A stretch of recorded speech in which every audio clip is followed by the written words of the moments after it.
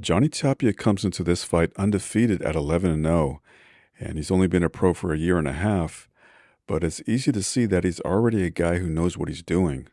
This isn't a wild swinging, chin in the air, barroom brawling novice.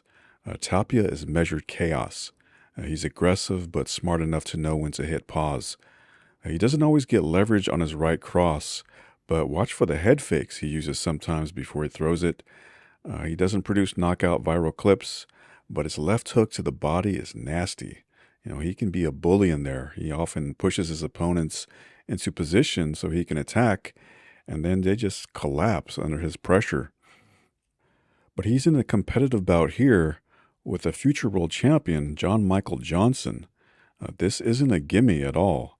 Johnson trains out of Kronk West, a satellite gym Emmanuel Stewart and Tony Ayala Sr. set up in Tucson, Arizona. But don't expect Johnson to show up fighting like Thomas Hearns with the dangling left hand and the booming right cross. He's a counter-punching technician and a subtle defensive genius. And you watch how he parries shots, making Tapia work for everything. It's a chess match, and Johnson's the guy flipping the board every time Tapia starts to get comfortable.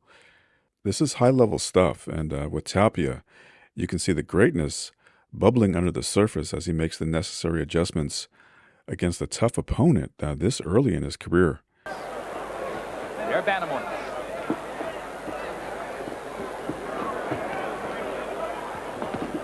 Tapia indicated to us prior to tonight's fight that he would like to get inside. He likes to get inside and bang, and he's already doing it.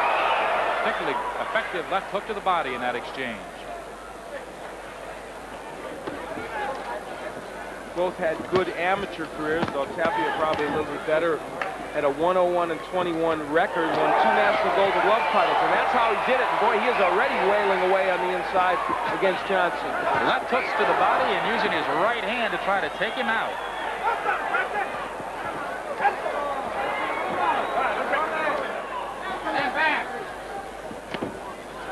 Don't wait, don't wait.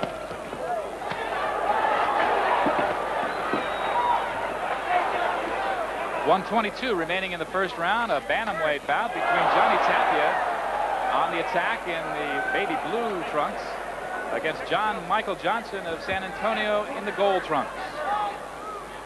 Tapia is so aggressive here in this first round, landing good hooks to the body and the head and keeping Johnson against the ropes for most of this first round. But it is Johnson scoring here as we close. His best exchange of the night. But we're early. He's taking a lot of Tapia left hooks to the midsection. Tapia is a very good body puncher and has shown us that here in the first round. We're scheduled for 8, and stamina may play a role if these guys keep banging away at this rate. 2 more healthy hooks to the body. Tapia with 7 KOs in his 11 victories. He is unbeaten.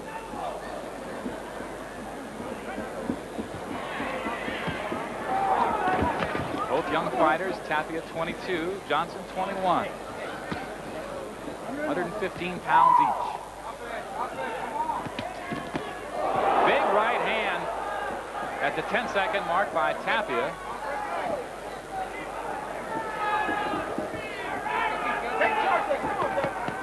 don't know what that move was. That was a fake left go right, and he paid for it. Tapia. And Tapia takes one on the chin at the bell. Referee Roger Yanez separates the two. Pretty good first round. Excellent first round. This is a fight crowd in search of a good fight, and they found one, Pete. Over 13,000 of them that all came in from the state fair. You bought a ticket to the fair, you could come to the fights, and so they filled this place up. What we got to do? We've got a vocal crowd, and wait till Michael Carbajal gets here. Oh, yeah, you'll hear some cheering. The Phoenix product starting. So far, we've got a pretty good bantamweight fight here. We do indeed. No change in that voting. It's kind of like you held a congressional or presidential race 2 weeks later. Would it change? Well, apparently in this case it doesn't. Not a bit.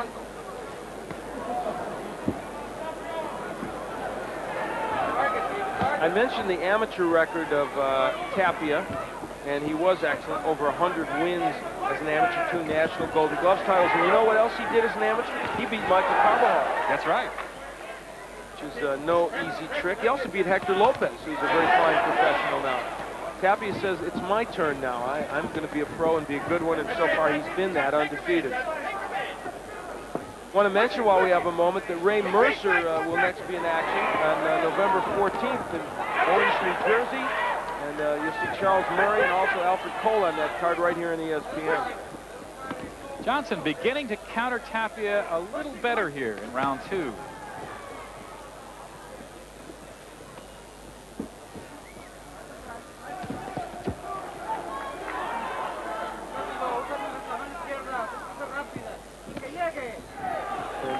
That wasn't as effective as he would like then, but he's done it better in this round. However, here's Tapia on the attack again, pushing Johnson against the ropes, and of course that is where Johnson doesn't want to be.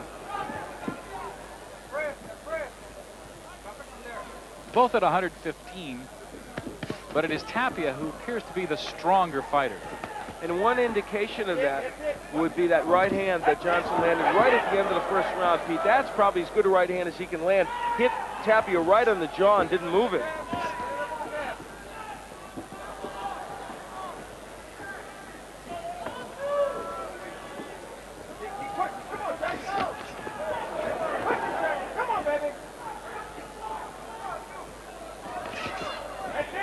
Again, Tapia trying to use the left hook followed by the right cross. Didn't work that well effectively.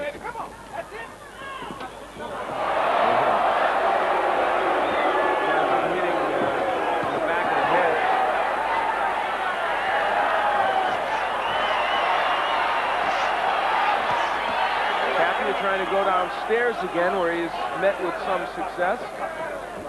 Met with more success of that in the very early stages.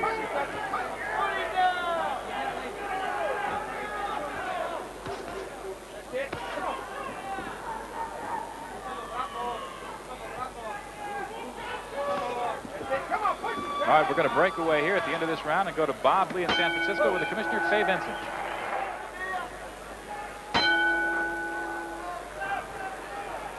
Round 3 here in Phoenix. Johnny Tapia in the blue. John Michael Johnson in the gold. Pretty good action at this point. Johnson. And there are your punch profile numbers. Through 2 rounds, a good exchange, toe-to-toe here, mid-ring. Crowd loves it. And they're showing you why those numbers are the way they are. Both men throwing, both men landing. And this crowd loving every minute of it. Well, we got a star-studded group here. Not only 13,000 people, but we've got Kennedy McKinney. You see him in the background, the Olympic gold medalist who has had his problems, but will be back in the ring in October. The moguls from the Mirage Hotel, Steve Wynn, who of course owns that hotel as well as the Gold Nugget, and Bob Halloran, who's the head of sports. They're the people that will be putting on the Roberto Duran Sugar Ray Leonard bout, and they're in attendance here. Taking a look at Ray Mercer and Tommy Morrison. Might have something to do with them later on. I know I could count on you to take care of the social notes. Yes, that's what I'm here for.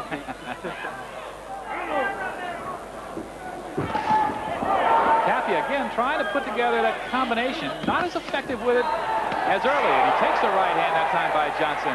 Johnson says, come on, I'll take you. Now, strategically, I think that Johnny Tapia does better when he's on the inside. In other words, when he can get past the jab of Johnson and not be at long range where he can hit with those right hands, he's better when he's throwing to the body. And Johnson's doing a good job in this round of keeping Tapia at bay. I think Johnson, Al, is responding like a guy who feels he's taken Tapia's best shot. Well, there may be some truth in that, and Johnson felt he was in very good shape for this bout, fighting at a weight he likes. Fought as high as 118 and 119 when he lost to Junior Jones his last outing. He said he was weighed about 4 pounds more than he did now, likes this weight better, so starting to show that in this round. Well, normally he is described as a slow starter. His people promised tonight that it wouldn't happen. Well, it did. There he took a good right hand by Tapia.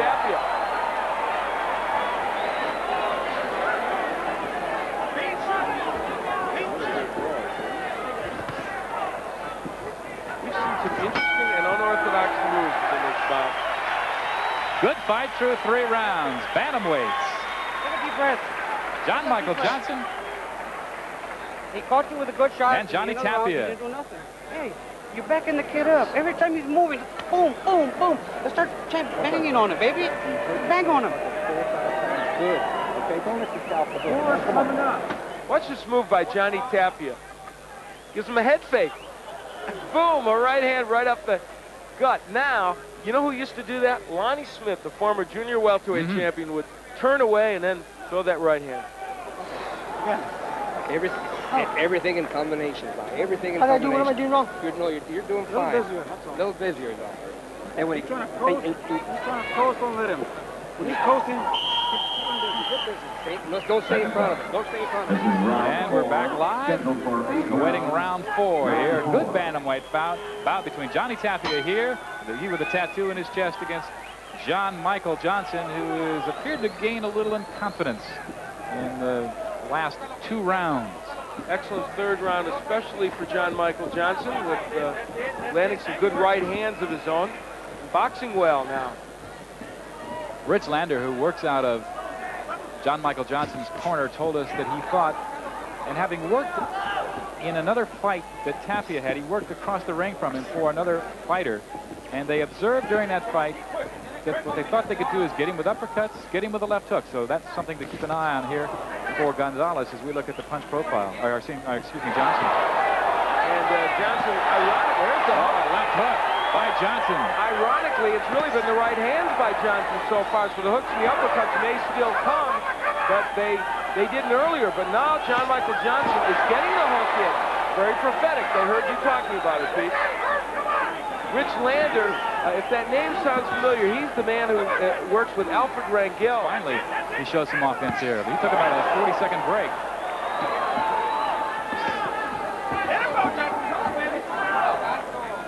Again in this round, John Michael Johnson being quicker than Tapia, getting off quicker. This is a fight with 2 youngsters, 21-year-old Johnson, 22-year-old Tapia, meeting at a time in their career where it's a tough fight for them. Again, though, Johnson showing in his response to punches that he has taken the best, and he is not backing up.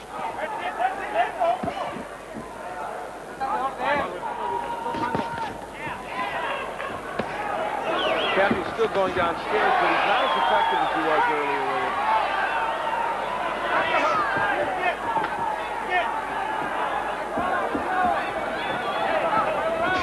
Come on, Justin, come on now. That's where you win the round. Come on. Push the guy, push it. Let him go, let him go, let him go. Come on, let him go. We got a good one, and we'll be back to it shortly. They said they could hit Tapia with that punch, and they did there. Well, they didn't. John Michael Johnson did. That's for sure. Round 5.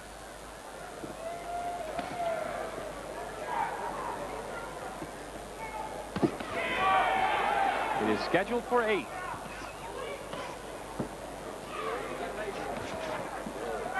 Total punches in the last round.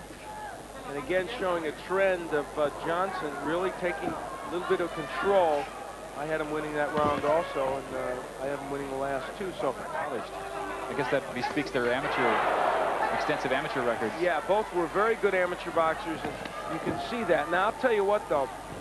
For Johnny Tapia, he is making a strategic error, in my opinion. He is stronger, I think, on the inside than John Michael Johnson. If he could get in there like he was in the first round and whack with that left hook to the body and the head and push him around a little bit, he'd do much better. On the outside, Johnson is a very good boxer. And Al scoring through 4 rounds, dead even. First 2 rounds to Tapia, the last 2 to Johnson. This one very close. Good left hook by Tapia that time. Doesn't seem to faze Johnson, though. And Tapia didn't step in with that. He should be doubling with that left hook to the body and the head. Now, John Michael Johnson has found a home for that right hand here. That's Tapia's right. Tapia didn't have a whole lot of leverage behind that right. Better round for Johnny Tapia, though. Another right.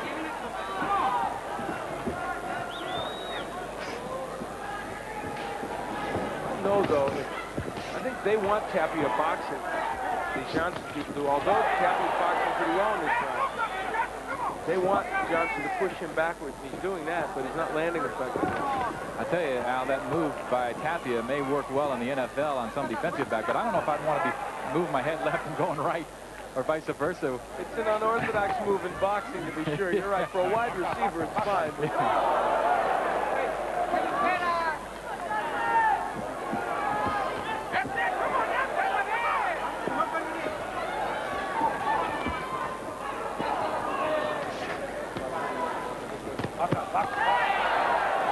Coming to a close here at the end of round 5. Continues fast pace. Back in Phoenix in a moment. John Michael Johnson. And Tapia came out firing a blistering combination to start this round.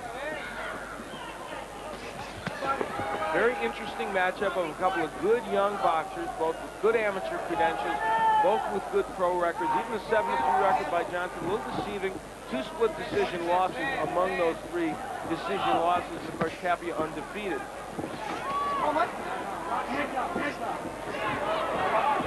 Tapia has gone 8 rounds 3 times. Johnson never has, but I don't think fatigue is going to be a factor just looking at them here.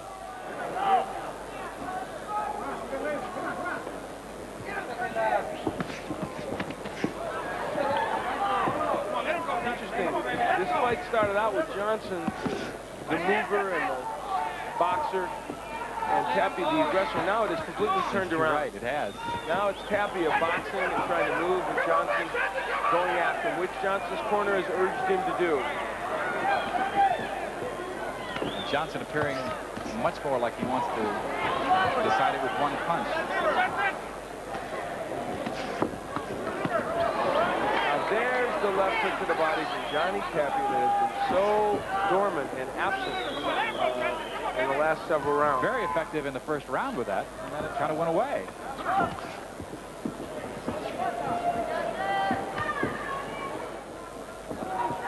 Half a minute to go.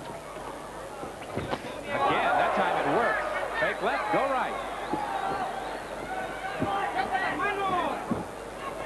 I don't know what that accomplishes, Al, because you're really never looking at the guy's head as a defensive fighter. Well, something you can be, though, and it could throw you off.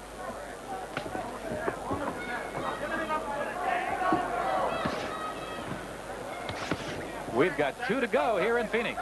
Right back. Johnny Tapia with that unorthodox move I mentioned earlier. It was used a lot by Lonnie Smith, the former junior welterweight champion, and Lonnie kind of popularized that. Well, if you just joined us, I believe that's a slip. No knockdown. Both Tommy Morrison and Ray Mercer scoring first-round knockouts. Here we have the punch profile through 6 rounds. Johnny Tapia throwing a lot more and landing some more. Now, I have Tapia ahead in this bout, so I would agree with that viewpoint of our punch profile. Tapia with a good right hand there. He is really starting to get that right hand in. And you mentioned that Johnson has never gone 8 rounds in his life in 6-1, so he may be feeling the heat. Good walk downstairs. I'll tell you, he's feeling those downstairs. Ooh. Digging to the body is Tapia. Tapia better look out when he comes in, though. He's leaving himself wide open. Johnson fighting back here, but he just hasn't been as busy in the last 2 rounds, and that is hurting him.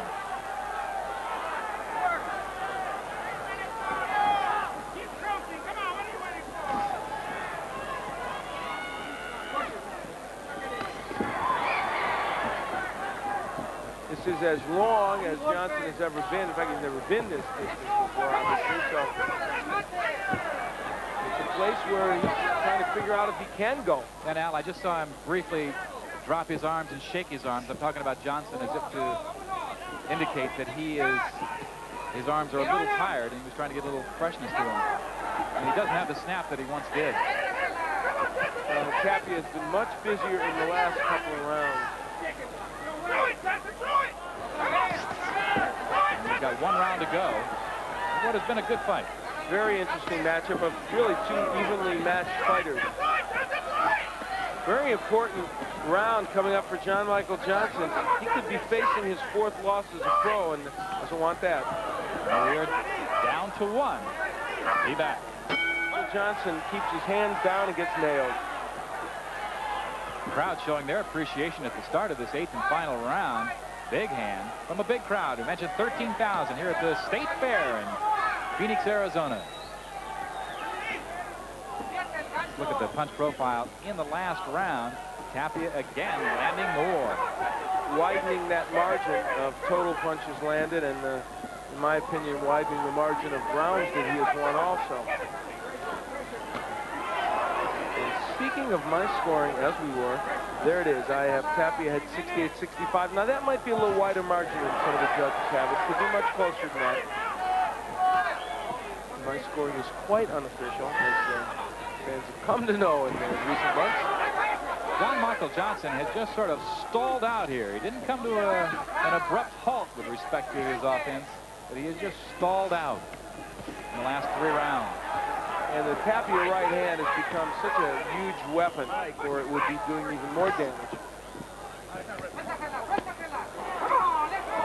Hitting on the break. Johnny Tapia none too pleased with what Johnson is doing. Goes after it a little bit. I think Tapia is mad because Johnson's using his head a little bit on the inside. And I don't mean thinking.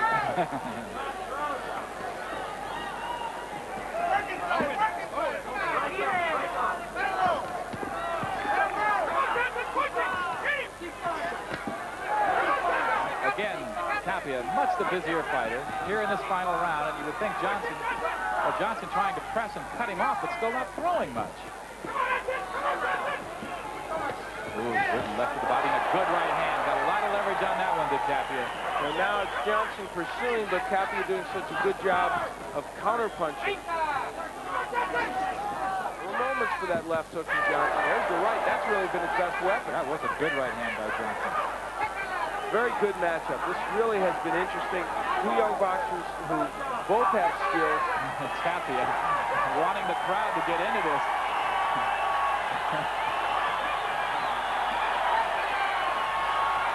Going to pay attention to Johnson. Tapia boxing Johnson with one hand and trying to get the crowd into it with the other. Still doing it. Still asking for the crowd. And the crowd responds in kind. Pretty good action. How about this? On their feet here at Veterans Memorial Coliseum. The total punches, as you take a look at him, Tapia pulling away a bit, and you can see how many more he threw. Much more active, and his accuracy level about the same as Johnson, but because he threw so many more, chances are, according to our punch profile and according to my scores, Johnny Tapia is the winner, but you know who counts? Only the judges. Here's the official scoring. Greg Hughes scores the bout 78-74. Aaron Kaiser has it 78-75.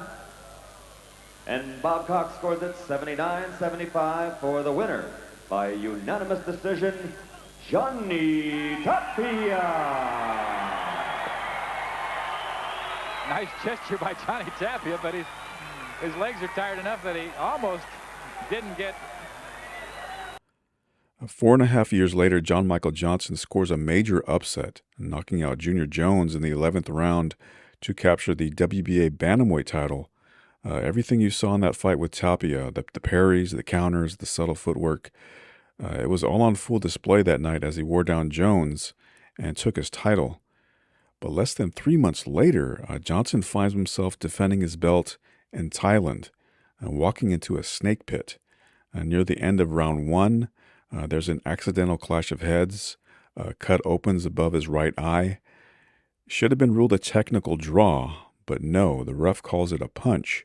The ringside doctor waves it off, and just like that, Johnson suffers a first-round TKO defeat, and his title is gone. He files a protest, but the sanctioning body's bureaucracy responds with shrugged shoulders and smoke signals. It takes 5 more years before Johnson gets another title shot, this time against Leshelo Ledwaba, a slick technician out of South Africa. Johnson puts up a fight but loses by decision. And, the problem is Father Time has already pulled him halfway out the door. In 2001, he rattles off a short win streak, gets some momentum, but after a few more losses, the curtain falls and he retires. But the itch never really leaves. He makes a few comebacks, even fights again at age 51. And ultimately, Johnson's a fighter that got screwed out of the title he earned and then watched his career quietly die on the vine before he ever got his justice. An honest fighter playing it straight, but in this sport, that's not always rewarded. Meanwhile, I'll leave a link to the Tapia documentary piece in the description box if you haven't seen that yet. Thanks for watching.